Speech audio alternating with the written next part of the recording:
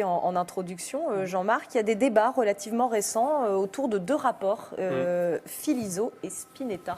Oui, en effet, le rapport Spinetta a notamment fait couler beaucoup d'encre. C'est un rapport qui avait une approche très économique des voies ferrées, de leur exploitation, et qui recommandait d'une certaine manière la fermeture de toutes les voies ferrées qui n'étaient pas économiquement rentables.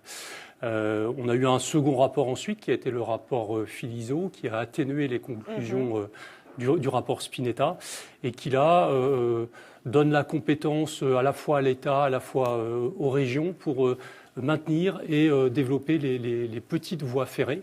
Ensuite, tout cela a été, cristallisé dans ce qu'on appelle une loi orientation sur les mobilités et qui vise aussi à promouvoir les initiatives, les innovations sur les territoires ruraux et pas que les territoires ruraux, mais pour développer en tous les cas l'usage de ces voies ferrées au travers de véhicules qui seraient un petit peu innovants et surtout qui économiquement seraient plus rentables demain. Eh ben vous me faites une transition parfaite, Jean-Marc, parce que ça va être l'occasion de découvrir un projet qui porte le nom de Taxi Rail. Il s'agit de l'initiative d'une entreprise costarmoricaine. L'idée, c'est donc de faire revivre ces fameuses petites lignes ferroviaires par du transport dit léger. Regardez. Ce n'est encore qu'une maquette, mais elle pourrait bientôt signer le renouveau des petites lignes de train. Avec ses 6 mètres de long et 3 de large, le prototype Taxi Rail sera testé en fin d'année en Normandie. Et on n'a pas de zone de croisement là sur la halte. Non, à ce niveau-là, il n'y en a aucune. Régis Quat, le fondateur du concept, fait le point avec ses collaborateurs et partenaires disséminés dans toute la France. La présentation, on est là clairement sur une opportunité de création de nouvelles haltes. Le costarmoricain travaille à ce concept depuis 2017, après avoir fait le triste constat de l'abandon et de la fermeture du réseau ferroviaire secondaire. Nous avons un formidable potentiel qui est hérité du 19e siècle et qui permet de répondre dans beaucoup de cas. On est quand même sur un potentiel de 200 à 300 lignes en France et qui permet de répondre à la problématique de report modal décarboné, décarbonation de la mobilité, mobilité inclusive aussi, accès à la mobilité pour tous les publics.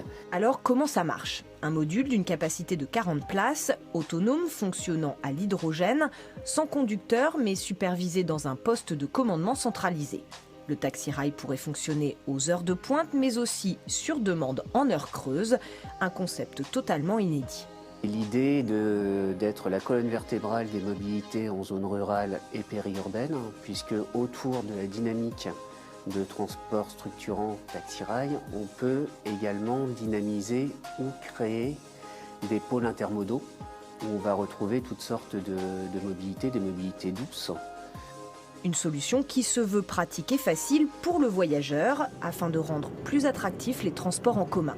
Et pour mieux comprendre où pourrait circuler ce train léger, Régis nous emmène en périphérie rennaise.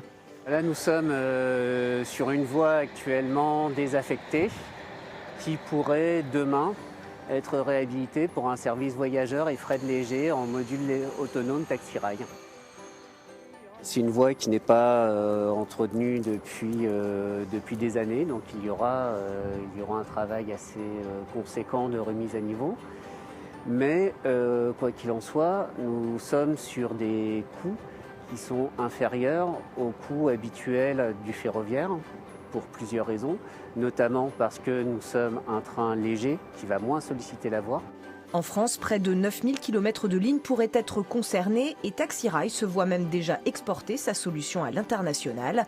Si la société a l'écoute d'une grande majorité de collectivités, le plus dur reste de passer des études au réel et d'accroître les capacités financières de l'entreprise qui attend encore l'homologation de son module autonome. Lionel Henry, il y a 3 gares sur le territoire du Val-d'Île-Aubigné. C'est une force, forcément. Mais est-ce que vous avez voix au chapitre, notamment concernant la cadence, les horaires, l'interconnectabilité des modes de déplacement ? Alors, effectivement, c'est une chance. 3 gares, j'allais presque en rajouter une, puisqu'il y a la gare voisine de Chevigné, qui est en limite de territoire, mais qui profite aux habitants de notre territoire. On voit bien, hein, c'est vraiment une chance, un atout. Les 3 communes où se sont situées les gares connaissent une croissance démographique plus forte que les communes voisines. Donc il y a un effet évident, c'est plutôt louable, hein, puisque on est sur un moyen de transport écolo. Et par contre, pour revenir à votre deuxième question, eh bien, en fait, c'est la région qui est chef de file en termes d'organisation des déplacements et du transport ferroviaire.